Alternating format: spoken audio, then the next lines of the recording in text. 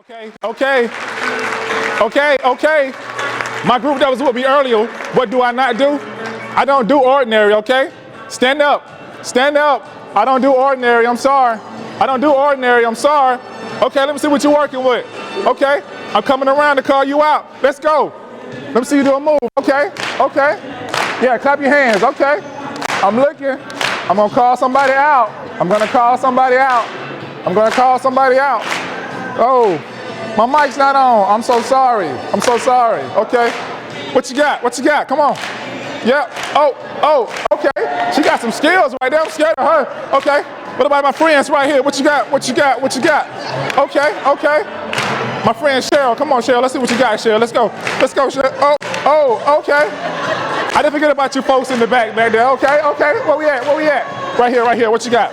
Let's go. Come on. All right. Let's go. Throw your hands up. Let's get it up. Yes. All right.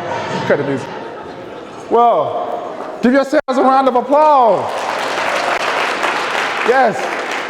Please have a seat. I love the energy. Got to have energy. My minor when I was at Auburn was theater.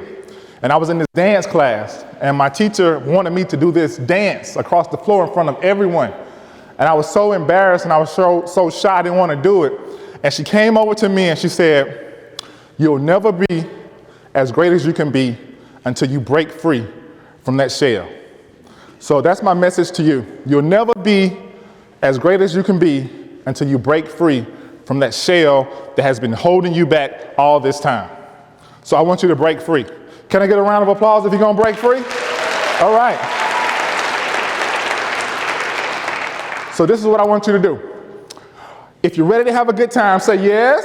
Yes. Oh, that was a little weak. If you're ready to have a good time, say yes. Yes. If you're ready to learn something today, say oh yes.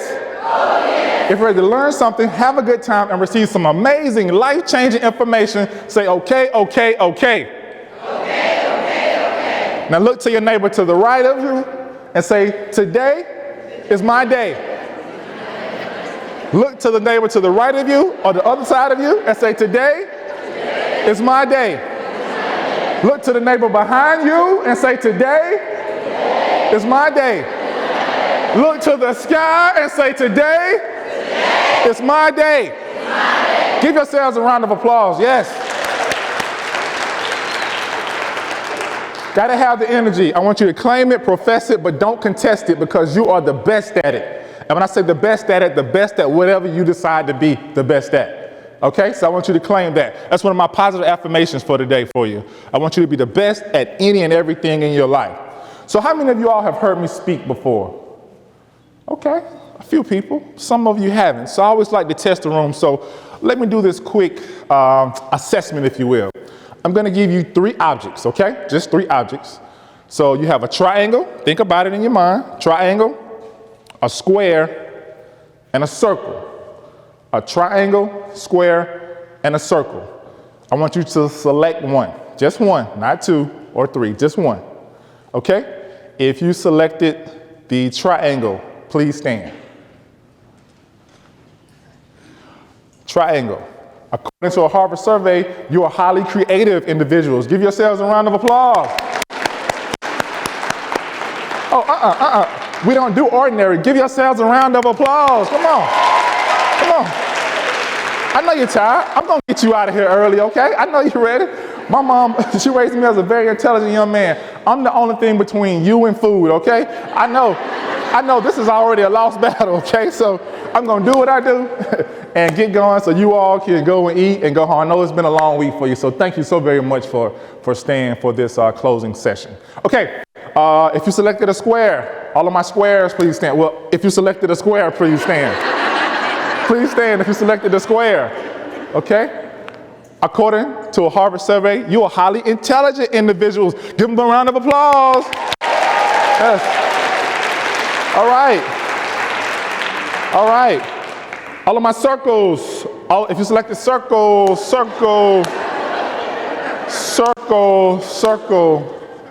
Wow.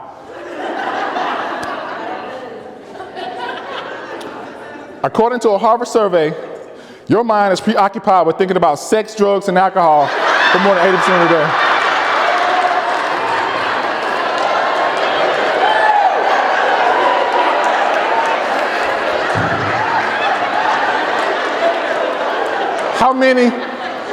How many want to be the circle now, right?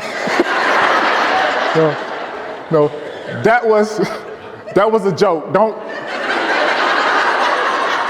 leave out of here talking about, he said I was preoccupied with thinking about sex, drugs, and alcohol. No, don't leave out of here and do that. That was a joke. So again, I love engagement. A wise man once said to me that if I tell you, you'll certainly forget.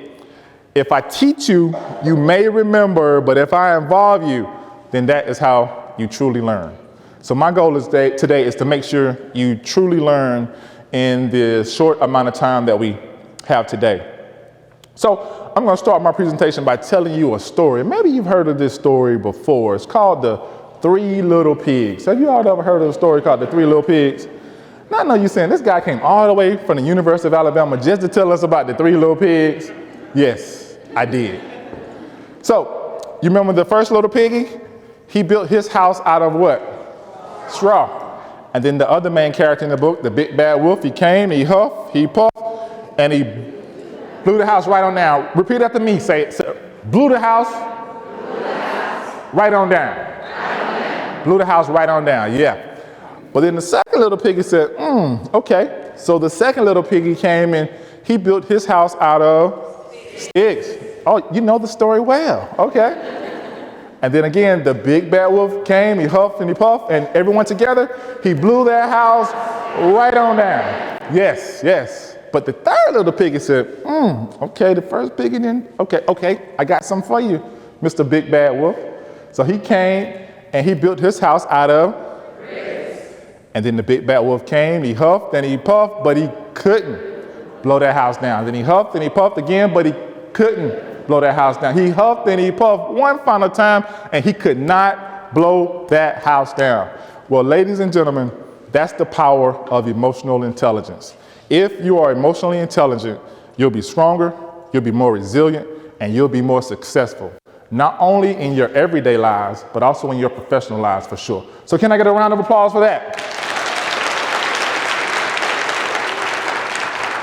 That's my goal, to make you more successful than you ever been before, and you have the secret weapon right there in front of you. So let's begin. So emotions. Why are emotions important? Why are emotions important? So this is a definition. It's about a natural, instinctive state of mind. State of mind. State of whose mind? Your mind, yeah, not mine, your mind. Your emotions impact you directly, deriving from one's circumstances. Whose circumstances? Yeah, your circumstances, absolutely. That affects your mood and your relationship with others. That is essentially what emotions are.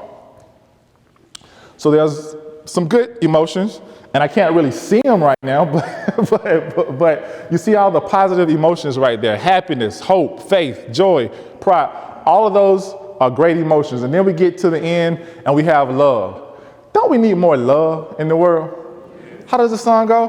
What the world needs now. Come on, y'all. Come on. Is love, sweet love. Louder, come on. That's the only thing that there's just two. Oh, you guys are good. Give yourselves a round of applause. Man. No, we don't do ordinary. Give yourselves a round of applause. Come on. All right. So, but if we have positive emotions, what do we also have? Negative emotions, absolutely.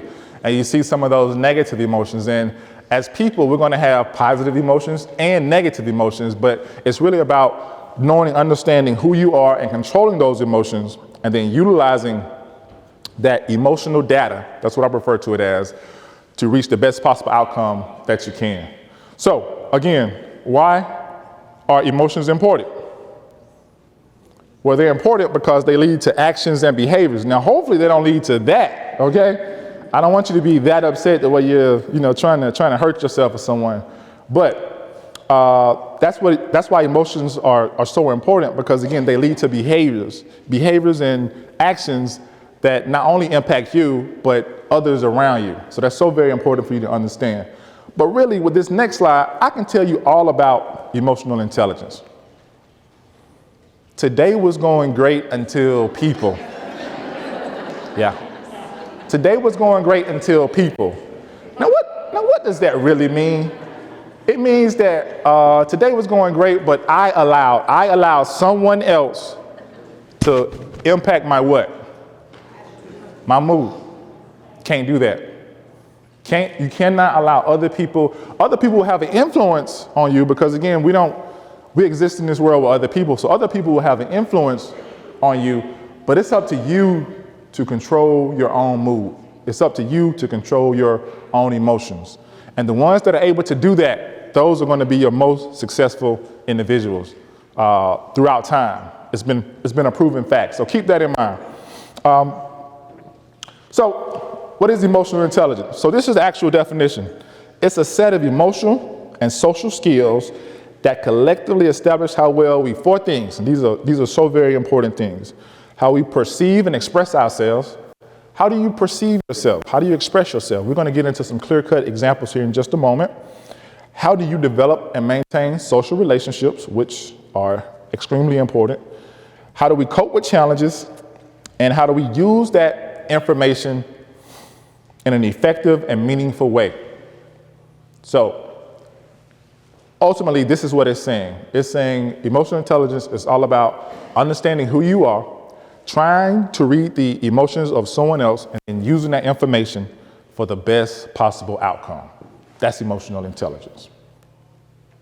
So this is just a brief history. Emotional intelligence, they didn't necessarily call it that, but it's been around since the 1920s.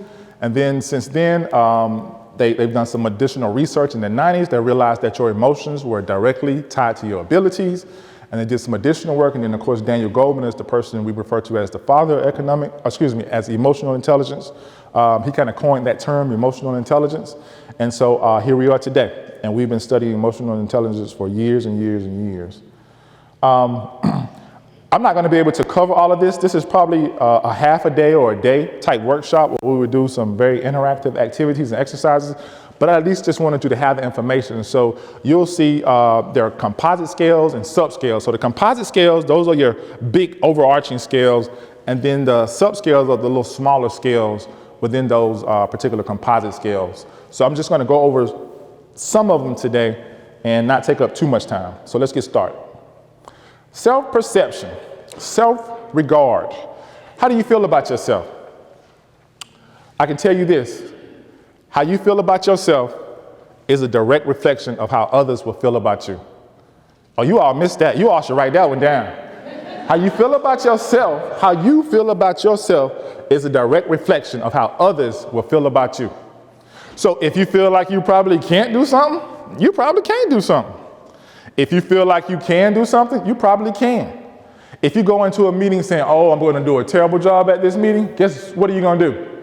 A terrible job at the meeting. Yep. And those around you, they'll know, because they'll pick up on that energy. That's why energy is so important. That's why with all my workshops, I started off with music. I want to feel the energy from the crowd. So again, always be mindful of that, because again, how you feel about yourself is so very, very, very important. And so let's start with self-regard. Self-regard is all about identifying your own abilities. We all have abilities. And if I had time, I could scientifically prove to you that you are unique in your own way, and that there is no one else in here with your same skills and talents. I could assure you that.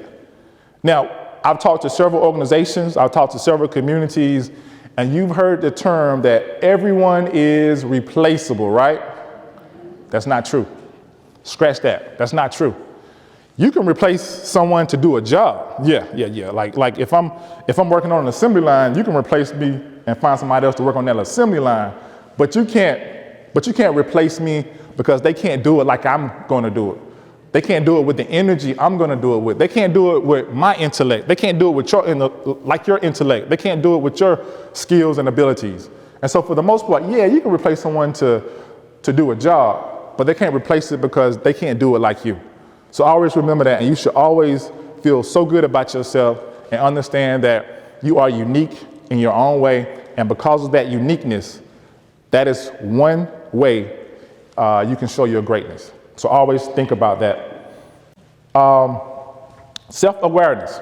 Self-awareness is simply about being aware of things and how they impact you. So, if this tiger came in this room today, how would you feel? Man, I like you all, but I'll be out here so fast. It's like, look, I'm not trying to fight a tiger, okay? You know how some people will have a tiger as a pet? No, I'm not having a tiger as a pet. Because you know what? A tiger is going to be a tiger, okay? I'm not trying to fool around with a tiger. Not at all. Not at all. I'm too smart for that one. Too smart for that one. Okay? What about this? How does this make you feel?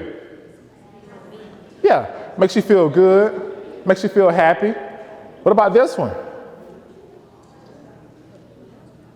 It makes you feel good until you look at that sign up in the corner there, right, where it says cautious. So you maybe want to take a step back and reconsider. Let me give you some context to this picture. Several years ago, I had the opportunity to travel to Cape Town, South Africa. I was over there for a few weeks. We worked in Cape Town as well as Johannesburg, and we were doing a lot of work with individuals in the villages over there. And so while we were there, we were at an eatery looking out a window, and I took this picture, and you could see the quality of their housing. Now, for us, a small house is probably what, like a 2-bedroom, 2-bath, or a 2-bedroom, 1-bath. That's a small house. For them, it's an 8-by-8 room, literally an 8-by-8 room where you have 4 or 5 people in that 8-by-8 room. You see the quality of the roofing, you see the quality of the housing, the windows, and they didn't have a bathroom inside the houses, so all the bathrooms are on the outside, and the only little protection they had on the outside that would kind of provide them with some type of privacy or coverage, if you want to call it that, was just a little thin piece of tin about that high up. And so they're having to use the bathroom outside, and that's the only privacy that they had. But while I was there, everyone in that community had a smile on their face, and they were so excited to meet us, and they were so excited about the possibilities of tomorrow. And so this is one thing that I learned from them, and I heard this statement from a young man there. He said, and you all might want to write this one down. He said, "My current situation does not determine my future destination." Come on, y'all. I should get a round of applause off of that one. Okay, come on. My current situation does not determine my future destination. It absolutely does not. Regardless of what you're in right now, you have an opportunity. Every day you are allowed the opportunity to get up. You got a shot. You got a shot at it. Someone once told me 80% of the game is just showing up. Well, hey, you showed up today. You showed up today, you've been showing up. So thank you very much. So how would that make you feel, though, knowing that story? How would that make you feel? Anybody? Yeah, absolutely. Very thankful for what you have. What about this? If you're riding down the road and you're reading those signs, what are you thinking about? Yeah, encouragement. So, all those things are self-awareness. Self-actualization. Now, if you remember from school, the Maslow's hierarchy of needs, you all remember that? At the very top of that little pyramid was self-actualization. So it's about continual improvement for meaningful goals, meaningful and fulfilling goals in your life. I'll tell you a quick story about myself. My mom and dad separated when I was 5 years old. And at this time, I was 9 years old. I was coming into the house. There's 7 of us. My mom had 7 kids. I'm coming into the house. And when you live in a house with 7 other people, hey, trust me, it's tough just to get an appointment in the bathroom, okay? So I was the smart one. I would wait till everyone else went to sleep, and then I would, take care of my business and do my homework. So one night I was staying up, again, I'm 9 years old, and my mom, she's sitting at the kitchen table, and I asked her, I said, "Mom, what are you doing?" She said, "I'm just trying to figure out how I'm gonna pay these bills." I said, "Okay." I said, "So what are some of your bills?" And so she goes down a long list, and I said, "Well, what's your highest bill every month that you have to pay?" And she was like, "Well, house note." She was like, "But look, you don't need to worry about that. Go ahead, go to bed." So as a young kid, I'm going to bed, but I couldn't sleep that night. So that entire night, I just said, man, I have got to do something to help my mom. I got to do something. So I tossed and turned all night. I woke up that morning and I said, I got it. I found it. Mom. So I ran to my mom immediately. I said, Mom, I know what I'm going to do to help you out. She said, what, baby? I said, I'm going to pay off your house for you. She said, okay, now go ahead and go to school before you late. So, man, Mom, I was looking for a little bit more encouragement. Okay. And then I went and told my brothers and sisters, well, you already know how older brothers and sisters are. They was like, yeah, get out my face. Okay. Then I went to school and I told all my friends at school and they said, okay, yeah, that's cool. All right. And so I said, but I'm going to do it. I promise you I'm going to do it. So at school, I'm sure you all have great lunches where you all are, but I didn't necessarily like my lunch that much. I'm not a big fan of like lunches, so to speak, at certain schools. And so I wasn't eating my cookie or, any of the little salads or anything like that. And so I would say, hey, you want a cookie? And they would say, okay, yeah. I said, will you give me a quarter for it? They said, yeah. I said, hey, I'm not eating my sandwich today. Will you give me 50 cents for that? They said, yeah. So that was my first entrepreneurship venture, if you will. I did that. And then I went and I bought a lawnmower, started cutting grass on the weekends.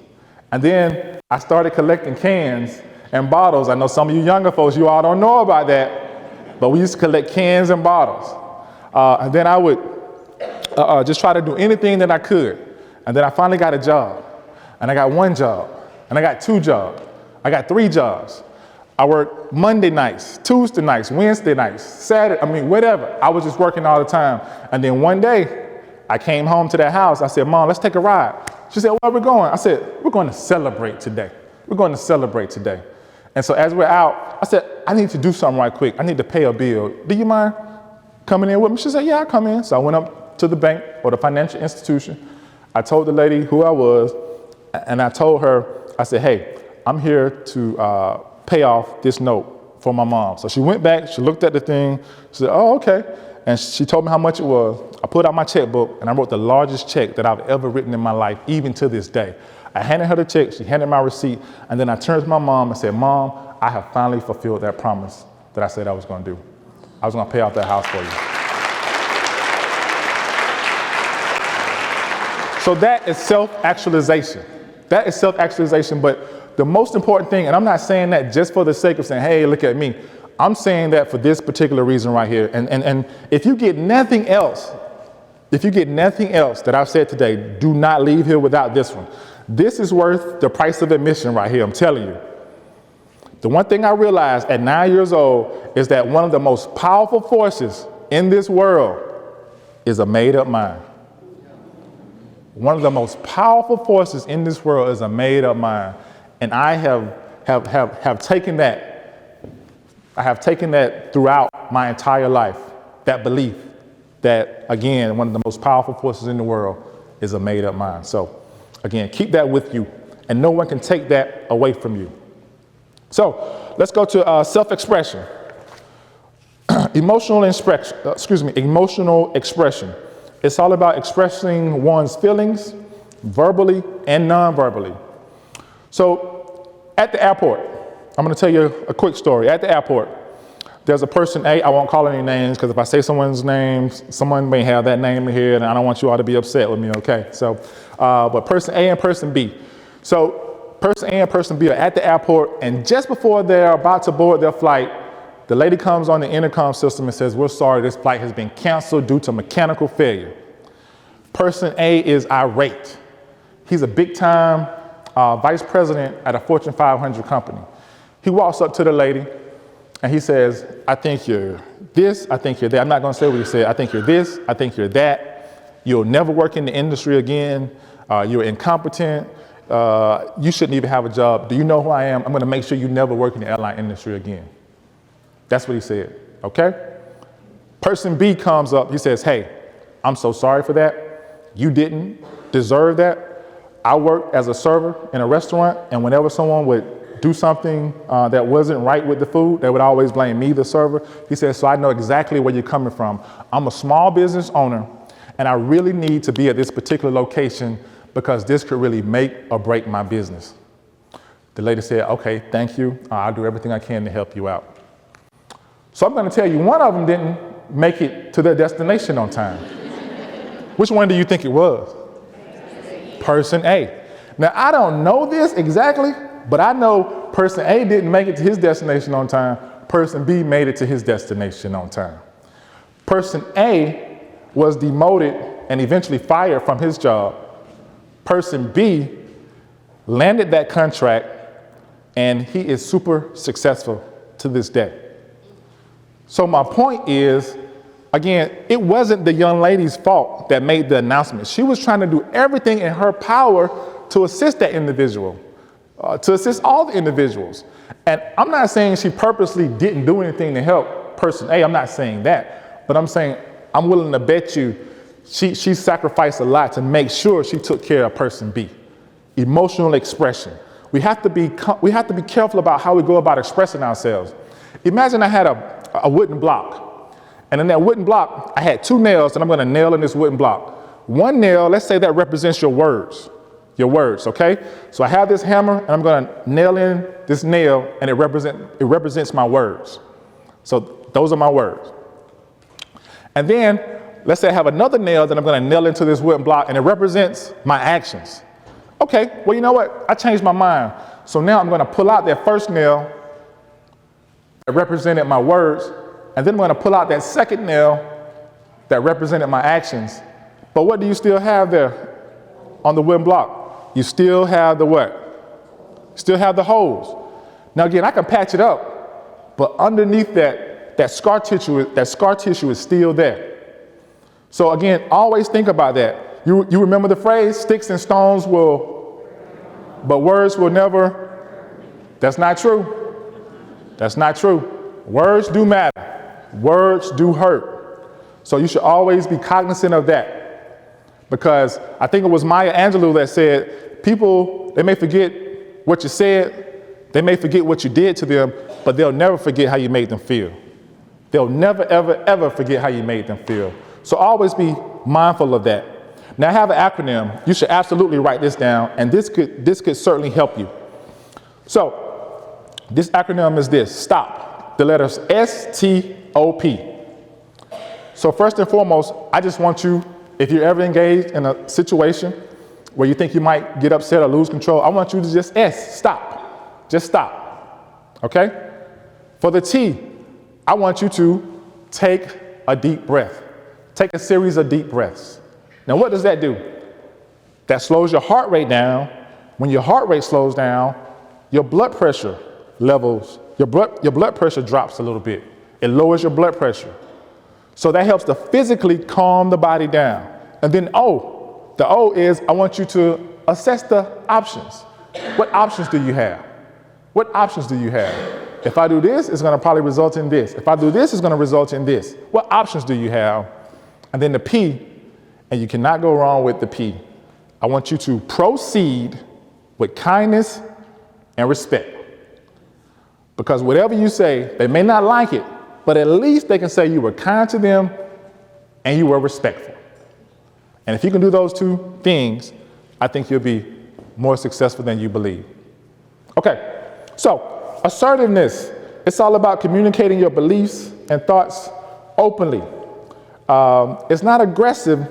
You don't need to be aggressive. You can be assertive without being aggressive. Because I can tell you, if a lady is overly aggressive, or if they think she's overly aggressive, they're going to feel a certain way about her, as opposed to if a man is aggressive. And I know it's a double standard. I know it shouldn't be that way. But again, that's the world in which we live in. So what I'm going to do, because I want to give you this clear example, we're going to have a little story time. So you guys are going to have story time with Dr. Menefee today. Is that okay with you all? Come on, we don't do ordinary. Is that okay with you all? Yes. Come on, is that okay with you all? Yes. Okay. I'm going to read this quick story with you all. I just want you to tell me one thing. One is super aggressive and one is assertive. I want you to tell me which one is aggressive, which one is assertive. Okay? So I'm going to start. There's 2 people in this scenario, Alan and Rita. Okay? So this is Alan speaking. Hi, honey. How was your day? Rita, not too bad. Alan, well, I just thought I'd give you a call to see how things are going. Rita, oh, that's so sweet. Alan, look, I got this new coworker in town, and I thought it would be great to have him over. He's just been in town for a couple of weeks, and I really want to establish a great relationship with him. Rita, gee, hon, It's a bit of a short notice.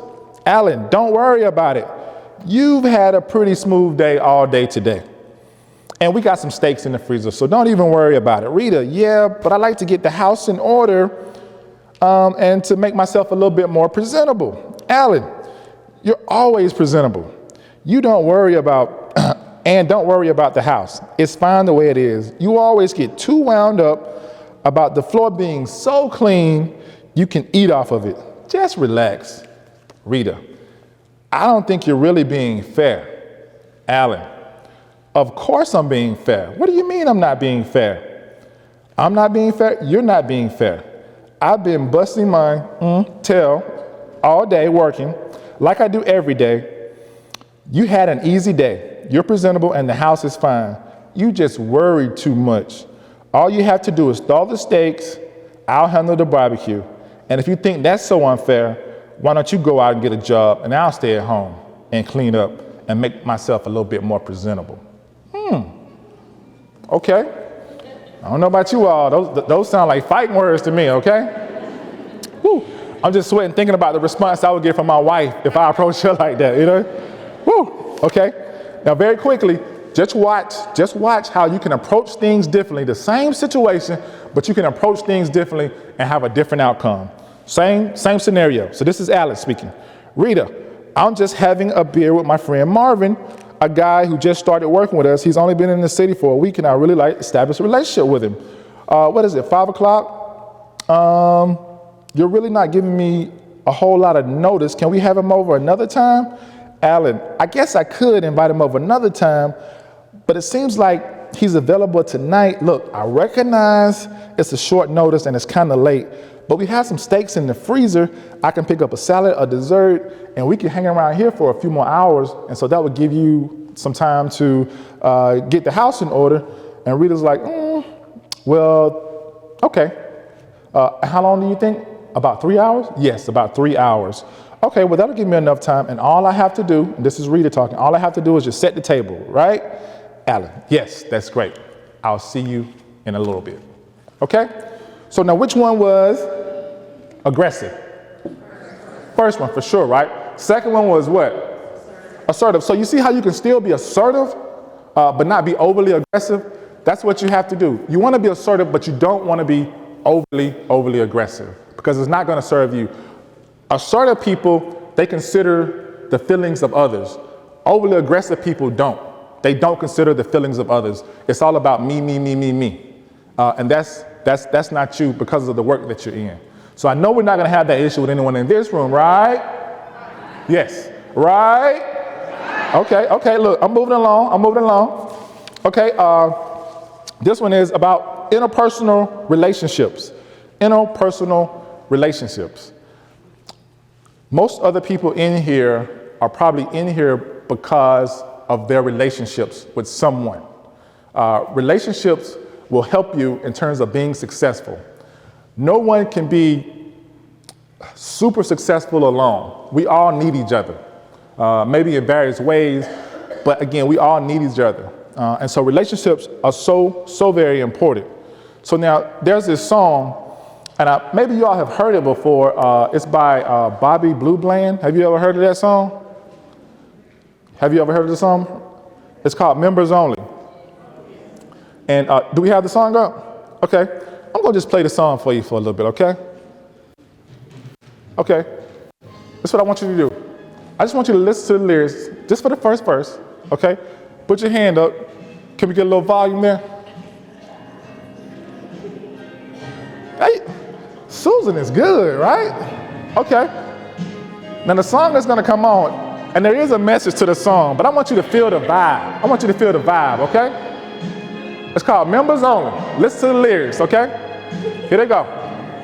Okay. Yeah, I see you in the back having a good time. Members Only. It's a private part.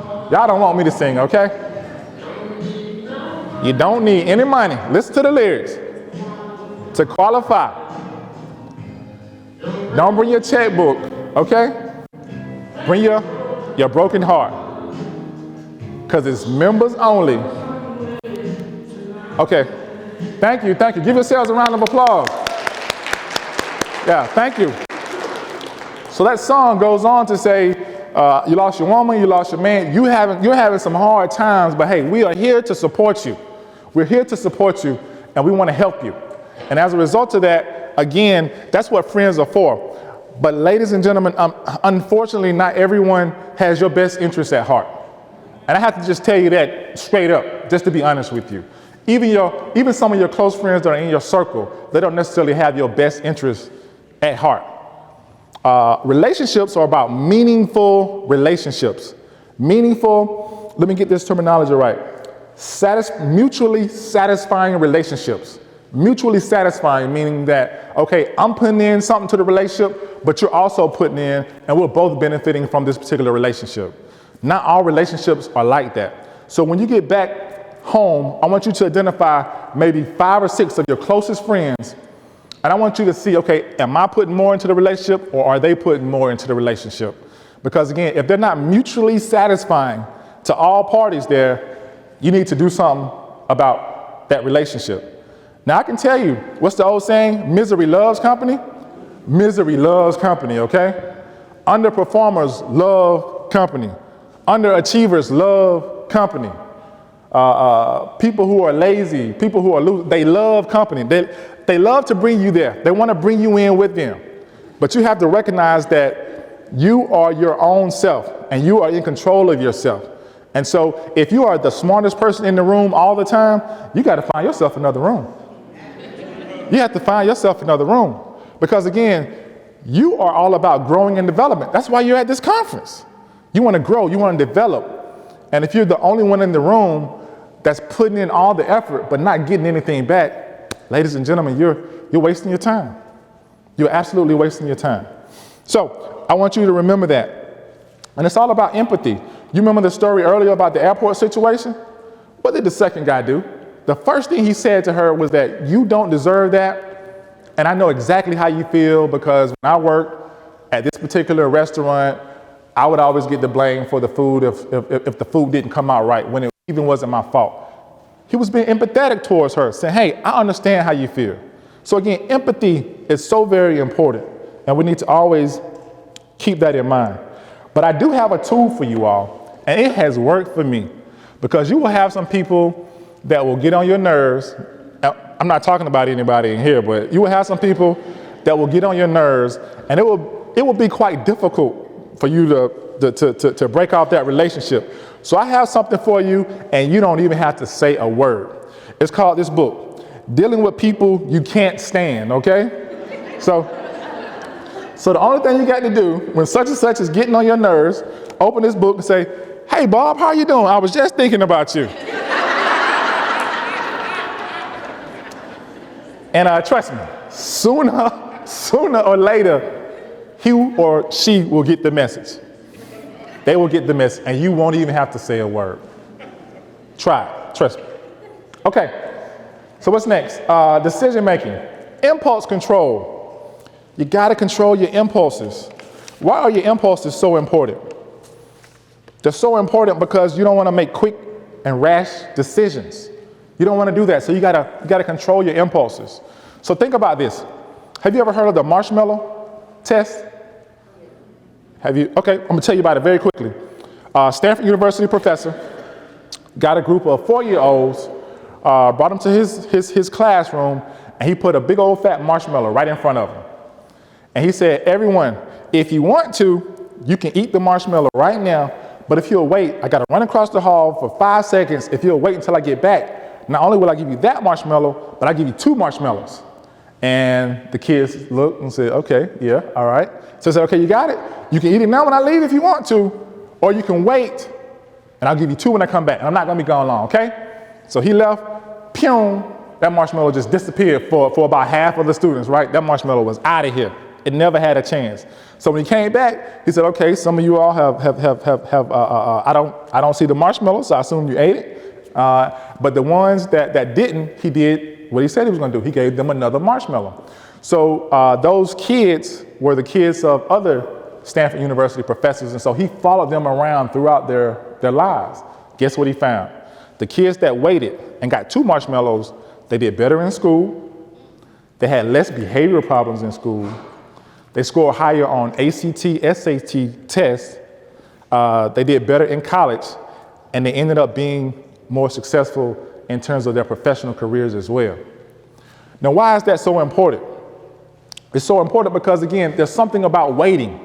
It's something about waiting, because when we wait, what do we have the opportunity to do? To think, right? When you have the opportunity to think, again, that helps you. So let's take that into account. Let's take that into account for sure. And then problem solving. So now in the problem solving model, I want to tell you one very important thing. Eliminate the word problem. In my problem solving model, most people say, well, you got to have the problem and this. No, eliminate the problem. I start off with the goal. What's the goal? I want to help some at-risk kids. I want to help some seniors, some elderly individuals in my community. So you got to start there. So then once you start with your goal, then you identify, okay, what are some possible things I can do? What are some possible things I can do? And then you identify the pros and cons for each, and then you make a decision based off of that. And then ultimately, you always have a reason for your decision, because that's so very important. Okay, just a few more. This is stress management. Stress tolerance is so very important. We have to cope with our stress, because stress is so very important. But I do want to show you this about stress, because I think some people don't quite understand stress. Stress, it will affect all of us, but stress is not always a bad thing. Sometimes there can be a level of stress that actually improves your health and your performance. And so if you're looking at this graph, if you start to the left, that's low levels of stress. And as you go over to the right, increasing your stress, you see the arc, it kind of goes up. So your health goes up and your performance goes up. But then that center point there, once you cross that center point, your stress level starts to hurt you. Your health starts to decrease and your performance starts to decrease as well. So we always need to be mindful of that, because stress is so serious and it can certainly impact you in a very, very negative way. Let's see, let's get back, okay? And the last thing there is optimism. Optimism is so great because it does so many wonderful things for us. It helps you. It gives you a positive attitude. A positive attitude is so wonderful to have. As a matter of fact, let me do a quick optimism energy test here right quick, okay? From this side over, when I raise my hand, I want you to yell and scream as loud as you can, like I'm going to give you $1 million before you leave here today, okay? Okay? I mean, seriously, remember what I said earlier? You got to break free from that shell, okay? And then this side is going to go. Now, I'm going to go ahead and tell you this side has more people, but I'm willing to bet that you're going to be just as strong as this side, okay? Are you ready? So you're going to stand up, you're going to yell, you're going to scream, all that good stuff, but I raise my hand, okay? Just for 5 seconds. You ready? You ready? Okay, go. 1. Go, go, go. Go, go, go, go. Go, go, go, go, go. Go, go, go, go, go. Okay, okay. All right, woo, woo, okay. Whoa, whoa, okay, what about this side? Are you ready? Yes. Are you ready? Yes. Okay. Now, I think they're gonna try to outdo you all now, but I still got faith in you all, okay? 5 seconds when I raise my hand, okay? Go. Whoa, whoa, whoa, whoa. Okay, okay. All right, that was good, that's good. That's called the optimism test. Each and every day, when that opportunity clock goes off, I don't call it an alarm clock, it's an opportunity clock. Because when that opportunity clock goes off, you have an opportunity to get it right, to make it better today. So you gotta keep that energy. And then, that's an emotional intelligence assessment. I want you all, please do not leave here without getting my contact information. I have cards here because, again, I really want to connect with you all because I feel that emotional intelligence is so impactful that it can literally change your life for the better. And I sincerely mean that. And so as I get ready to close, I just want to thank a few people before I finish up here, and then I'm going to offer my closing statements, and we're going to be out of here, okay? I want to first and foremost thank my good friend Isaac for recommending me. Stand up, Isaac. Stand up, Isaac. Let's give him a big round of applause. Come on. Okay. Isaac heard me at a presentation at Auburn University, and he recommended me for this opportunity today. So thank you very much, sir. I want to thank Cheryl Smith. Cheryl, come on, stand up, Cheryl. Give her a round of applause. And I want to thank my DJ, Susan. Let's give Susan a round of applause. Thank you so very much. Okay, Susan, if we could play the last song. And we're about to get ready to get up out of here. Because I can see some of you all are real hungry, okay? And I'm not gonna even try to fight hungry people. This is what I want you to do. Turn on your phones. Turn on your lights on your phones. Turn your lights on. Turn your lights on. Now I want you to hold it down. I want you to hold your light down. I'm gonna say some things. And as I call out some things, I want you to show your light, and I want you to stand up holding that light. So for right now, have your phones, have your lights on, but have them down.